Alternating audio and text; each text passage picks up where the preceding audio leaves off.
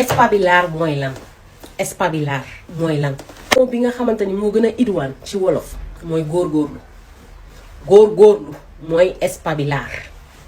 Par exemple, il faut nga góorgóorlu pour nga jot ci liggéey bi. Tienes que espabilar para conseguir el trabajo. Tienes que espabilar para ganar mucho dinero.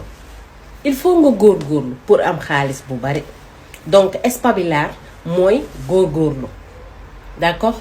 Kon góorgóorlu leen. Góorgóorlu war na góor war na jigéen. Góorgóorlu leen. D'accord? Maa ngi xaar samay nomade blue. Xamoon na ñuy waxee boo xamoon li ma xam ci espagnol. Terme boo xamoon li ma xam.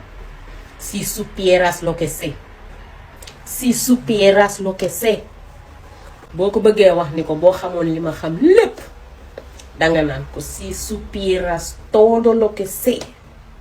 Si supieras todo lo que sé mooy boo xamoon li ma xam lépp di nga régler sa pecc. Donc voilà samay nomade boulot laay xaar ni collection Pastef bi incha allah léegi mu génn maa ngi koy condamné man sama musóoru jinne rek sama musóor bu jommal jinne rek ma boole ci samay nomade boulot jël nga loolu yow ab seex gaawal man. Mentir mentir mooy fen ay kàcc. Mentiroso mooy fenkat bu dee góor la. Mentirosa mooy fenkat bu dee jigéen la. léegi nag deja de mentir mooy bàyyil fen. Deja de mentirme bàyyil di ma fen. Deja de mentirte mooy bàyyil di fen sa bopp.